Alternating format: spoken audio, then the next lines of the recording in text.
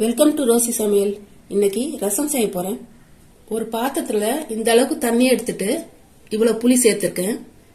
இது ஏற்கனவே ஊற வச்சிருக்கேன். ஜார்ல ஒரு ஸ்பூன் மிளகு, ஒரு ஸ்பூன் சீரகம், ஒரு 6 பல் பூண்டு சேர்த்துக்கலாம். இதை அரைச்சிட்டு வந்துடலாம். இந்த அளவுக்கு அரைச்சிட்டு இந்த 2 பெரிய தக்காளியையும் சேர்த்து அரைச்சிடலாம். இந்த மாதிரி கட் பண்ணிட்டு அரைச்சிக்கலாம். ஆனா நைஸா அரைக்க கூடாது, கொஞ்சம் கொரகொரப்பா அரைக்கணும். புளி கரைச்சி வச்சுட்டேன். இதுல இந்த விழுதை சேர்த்துக்கலாம். இந்த பக்குவத்துல தான் அரைக்கணும்.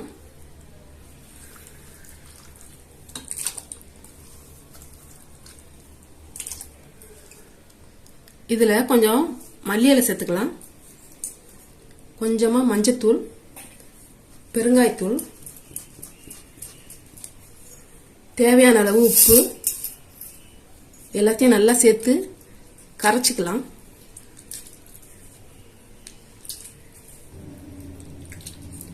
ரெண்டு பெரிய தக்காளி போட்டதுனால புளி கொஞ்சமா தான் போடணும், இல்லைன்னா ரொம்ப புளிப்பாயிடும். மெயின் இதுக்கு தக்காளி தான் மெயின். ஸ்டவ் ஆன் பண்ணிட்டு அப்படியே வச்சாச்சு.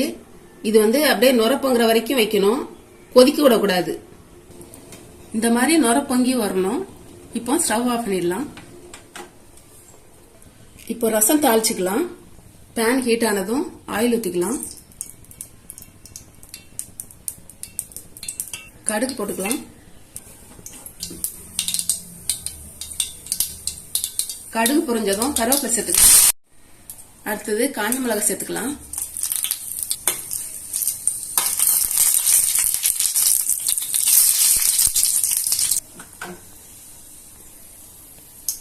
இப்போ இந்த ரசத்துல கொட்டிடலாம்.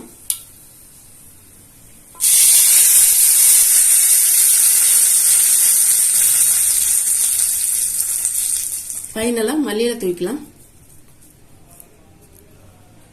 ரசம் ரெடி ஆயிடுச்சு. இந்த வீடியோ உங்களுக்கு பிடிச்சிருந்தா லைக் பண்ணுங்க, ஷேர் பண்ணுங்க, சப்ஸ்கிரைப் பண்ணுங்க. பாய்.